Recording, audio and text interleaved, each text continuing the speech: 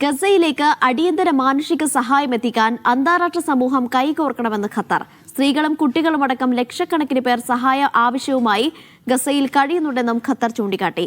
അന്താരാഷ്ട്ര പ്രശ്നങ്ങളിൽ പരിഹാരം കണ്ടെത്താനുള്ള മധ്യസ്ഥ ശ്രമങ്ങൾ ഊർജിതമായി തുടരുമെന്നും രാജ്യം UN-ൽ വ്യക്തമാക്കി. في فلسطين تحتاج الأسر والنساء والأطفال والمرضى وكبار السن في قطاع غزة بشكل عاجل إلى المساعدة الإنسانية.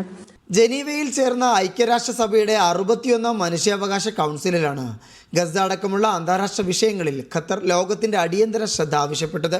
ഭക്ഷണം, മരുന്ന്, വിദ്യാഭ്യാസം തുടങ്ങി സമാധാന ജീവിതം സാധ്യമാകുന്ന എല്ലാ കാര്യങ്ങളും ഗസക്ക് ആവശ്യമുണ്ടെന്ന് ഖത്തർ അന്താരാഷ്ട്ര വകുപ്പ് സഹമന്ത്രി മറിയം അൽ മിസ്നത്ത് കൗൺസിലിൽ ചൂണ്ടിക്കാട്ടി.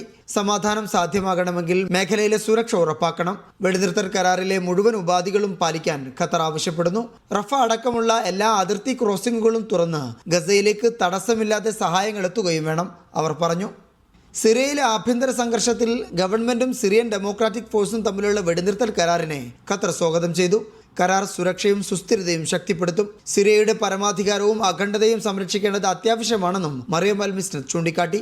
സുഡാനിലെ സ്ത്രീകളുടെ പുനരധിവാസത്തിനായി ഖത്തർ $10 ദശലക്ഷം സഹായം അനുവദിച്ചതായും മന്ത്രി വിശദീകരിച്ചു. പ്രാദേശിക അന്താരാഷ്ട്ര പ്രശ്നങ്ങളിൽ നടക്കുന്ന മധ്യസ്ഥ ശ്രമങ്ങൾക്ക് ഖത്തറിന്റെ പിന്തുണയും അവർ ഉറപ്പു നൽകി. Media 1 Doha.